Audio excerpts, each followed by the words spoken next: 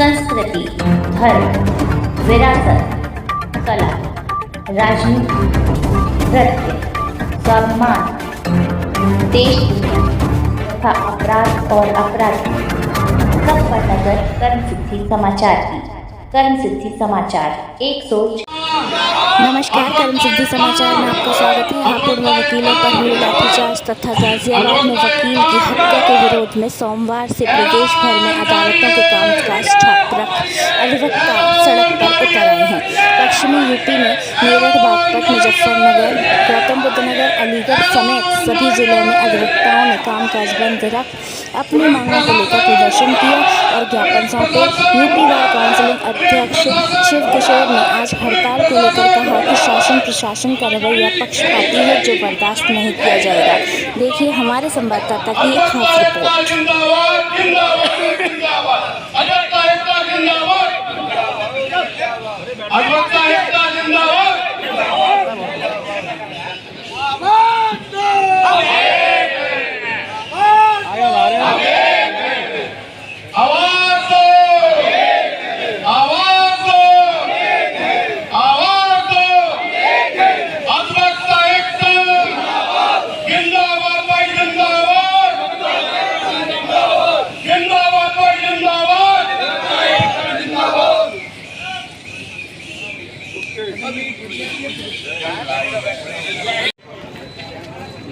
आज आंदोलन अपने सुचारू रूप से चला और बढ़िया चला, जहाँ तक मेरा मानना है। बीच बीच में संख्याबल थोड़ा कम हुआ, लेकिन अपने आप भी ठीक रहा। अब मैं समझता हूँ कि अब लड्डू आ जाए, मिष्ठान वितरण हो जाए, आज का आंदोलन का जो है वो पूरा हो जाए।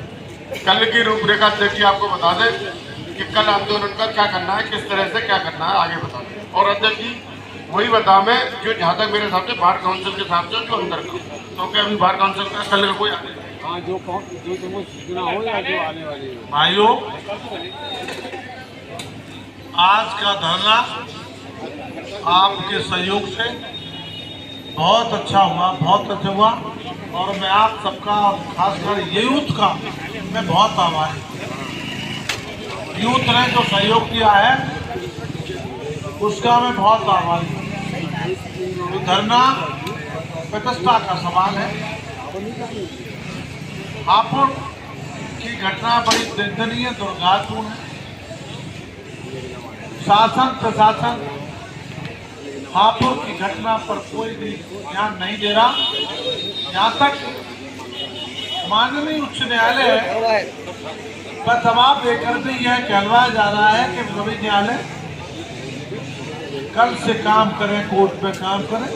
तो मैं निवेदन कर रहा हूँ कि न्यायपालिका और एडवोकेट दोनों एक ही पहिए के दो डोरी हैं, दो पहिए हैं, एक ही डोरी के दो पहिए हैं, दोनों को मिलकर चलना है। हमारी लड़ाई न्यायपालिका से नहीं है, हमारी लड़ाई पुलिस से।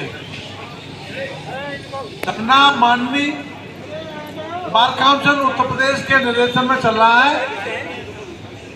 और इस समय धरना पूरे उत्तर प्रदेश में चल रहा है, राजस्थान में भी चल रहा है, उत्तराखंड से भी सूचना मिल रही है और झांसी से भी एक पत्र हमारे आया है कि हम 9 तक हड़ताल पर रहेंगे।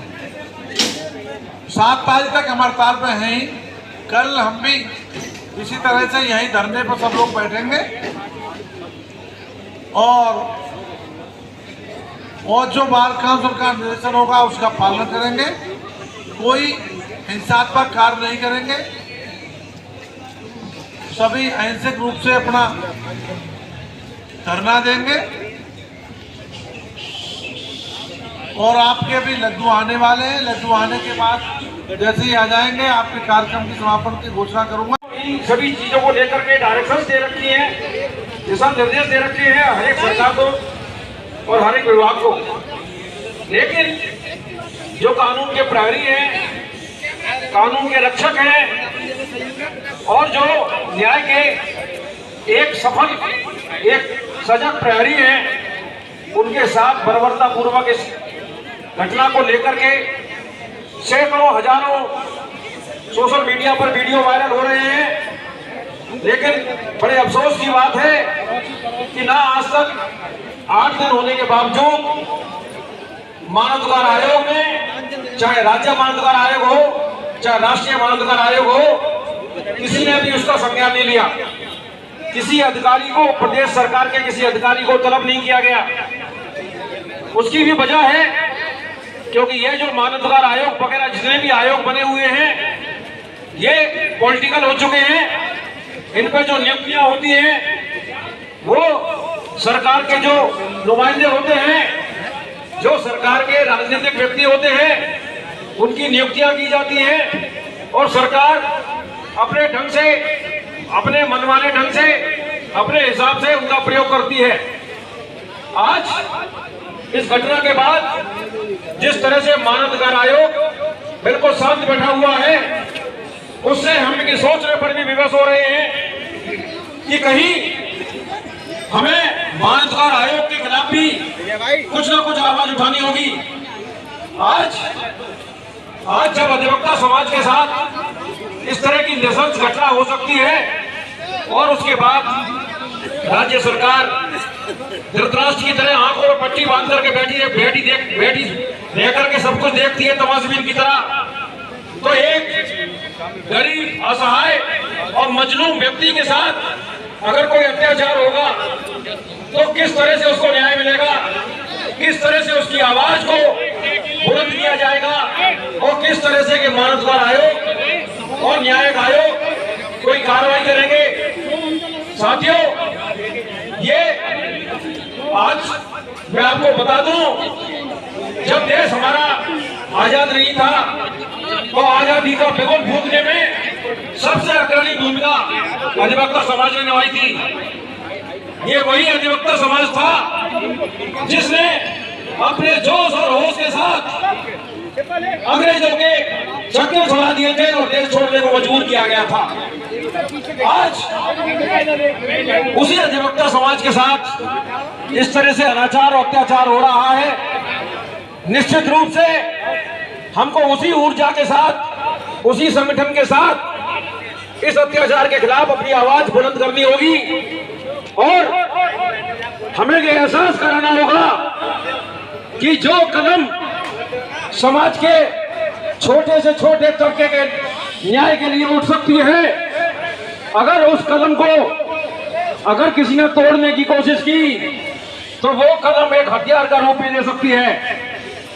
आज धरने पर जिस तरह से जोश और खरोश के साथ अधिवक्ताओं ने सहभागिता की, पुतला दहन से लेकर के रोड जाम से लेकर के और यहाँ धरना पर जिस धैर्य पूर्वक सबने सहभागिता की, निश्चित रूप से अलीगढ़ की आवाज लखनऊ, इलाहाबाद और दिल्ली तक पहुंचेगी और जब इतिहास लिखा जाएगा हापुड़ कांड का, तो मुझे उम्मीद है कि अलीगढ़ के अधिवक्ताओं का नाम पहली पंक्ति में लिखा होगा।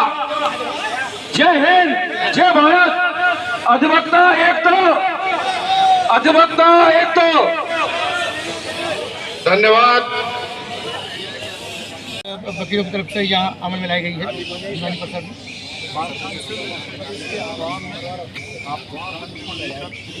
हमारे हमारे पूरे कैंपस में हमने मीटिंग करने के बाद पूरे कैंपस में हमने जुलूस निकाल निकले बाद मोर्चा हमने पुतला फूका सभी की, हमने यहाँ तक सब शासन का भी पुतला फूका और पुलिस का स्कीम का फूका, शासन स्कीम पे आता है और इसका भी पुलिस वालों के ऊपर। बड़े दुख का विषय है कि पिछले 5 से दिनों में सभी अधिवक्ता पूरे देश में हड़ताल पर हैं, अपना विरोध दर्ज कराने के बावजूद इसकी सरकार कुछ ध्यान नहीं दे रही। क्या करना चाहेंगे? सरकार ध्यान नहीं देना चाह रही है। सरकार तो पुलिस चापलूसों के पुलिस वालों को सहयोग दे रही है, वो हाई कोर्ट पर भी जवाब दे रही है। हमारे माननीय उच्च न्यायालय ने भी कहा है कल से देखा, तो ये भी बड़ा शर्मनाक है। तो नहीं कहना चाहिए कि हमारा सहयोग करना चाहिए, लेकिन हमारी न्यायपालिका, हमारे जज साहब हमारे साथ पूरे से साथ दे रहे हैं। सर, आज से तालाबंदी का भी आपने ऐलान जारी किया था। तालाबंदी है, हमने किसी को कुछ नहीं दिया।